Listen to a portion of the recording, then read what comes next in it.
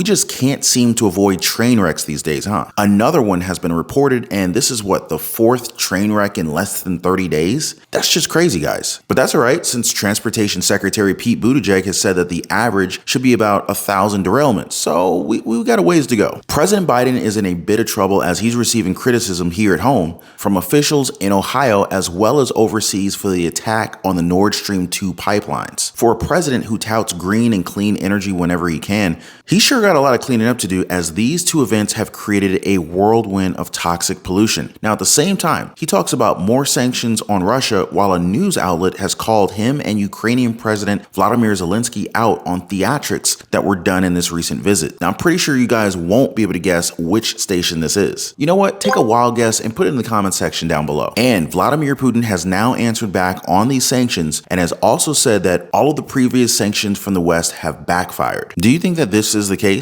Now, before I continue, please take a second, smash the like button. It really helps out getting all the information and the facts out to the people. And if you're in need of your daily dose of the truth when it comes to what's going on over in Washington, D.C., the state of our economy, Social Security, SSI, SSDI, government subsidies, global happenings, the housing market, the stock market, and everything that affects our lives, our families, and our bank accounts, then be sure to subscribe to the channel and also make sure your notification bell's turned on. And if you own a home, make sure your home is protected. Get your free home warranty quote. There's a link in the description down below. It only takes like 15 seconds. We are well aware that some news outlets have a certain, let's just say, preference, or to put it bluntly, there's just some straight up bias to some degree. It's also why some expectations are met whenever we tune into one of them. But this most recent one came from CNN. It made the hashtag even CNN trend on Twitter. Check this out.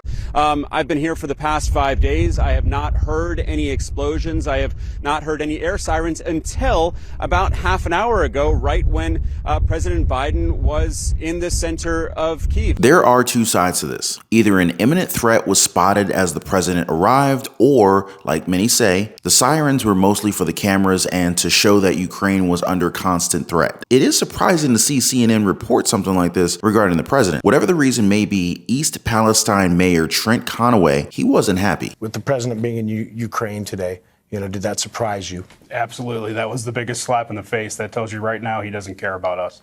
So agreed. He can send every agency he wants to, but I found that out this morning in one of the briefings that he was in the Ukraine giving millions of dollars away to people over there, not to us, and I'm furious. Do you guys think that the mayor's anger is fair? Or is it absolutely necessary for the president to visit a foreign country on President's Day? We're not straying away from derailments, as another one just happened. This time it's in Gothenburg, Nebraska.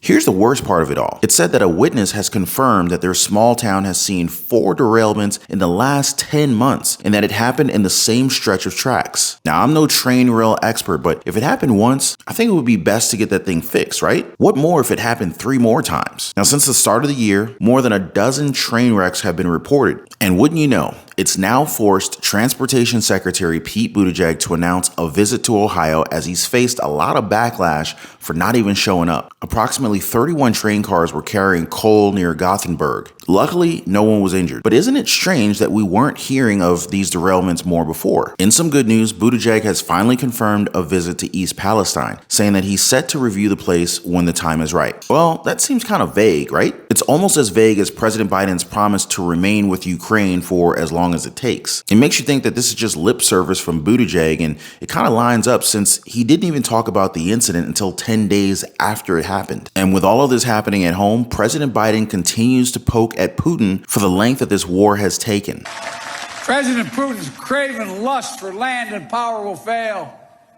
and the Ukrainian people's love for their country will prevail. Democracies of the world will stand guard over freedom today, tomorrow, and forever. In light of this, Putin has now suspended Moscow's participation in the last remaining nuclear arms control pact that they have with the United States. He also says that the battle is not what it seems. According to him, quote, "We aren't fighting the Ukrainian people. The Ukrainian people have become hostages of the Kyiv regime and its Western masters, which have effectively occupied the country," end quote. The U.S. Secretary of State Anthony Blinken said that this move from Putin to suspend participation in the treaty was really unfortunate and very irresponsible. He also added that they'll be watching Russia carefully from now on. Putin also made light of the sanctions placed on their country, saying that they hadn't achieved anything and will not achieve anything. Do you guys agree that the sanctions hit our economy harder than the Russian economy? Or is Putin simply just trying to keep face? The Biden administration was able to achieve something, and that was to stir up the anger of many people in Europe after the report from Seymour Hersh regarding the Nord Stream 2 pipelines. You see, the pipeline does belong to Russia. It feeds Germany, a NATO nation, with cheap energy. And this is exactly why they're pissed at President Biden. Check out what Claire Daly, a member of the European Parliament, had to say about this. Since September, the lack of interest in finding answers to who was behind the Nord Stream gas explosion has been frankly astounding. This was an act of sabotage, an act of unrivalled vandalism, economically and environmentally, and not a word, no discussion, no questions. Then along comes Seymour Hersh, the world's most acclaimed, distinguished living investigative journalist.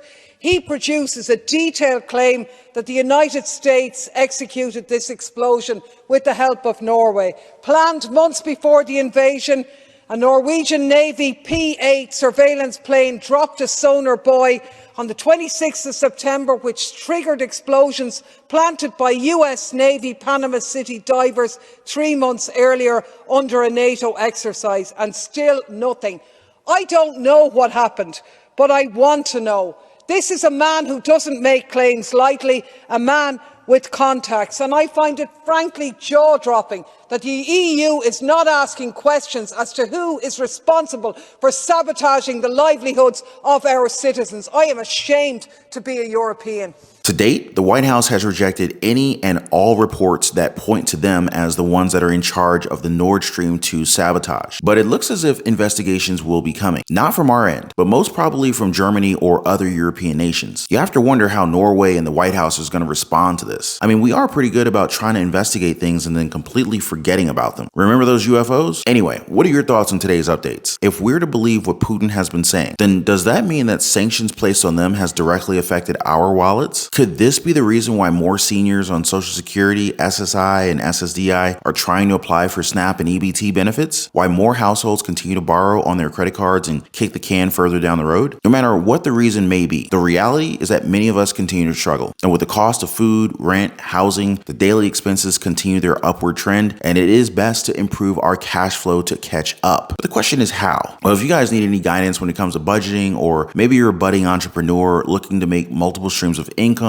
through small businesses and side hustles, or maybe you want to become an investor even in real estate or in the stock market, feel free to join us over in the Patreon community. You'll find a link in the description of this video. The road to financial freedom isn't easy, but it's also not impossible. Now, before I go, guys, please don't forget to drop a thumbs up for the video and subscribe for your daily dose of the truth. Appreciate you guys watching. You guys are awesome. Please be kind to one another, and I'll catch you on the next one.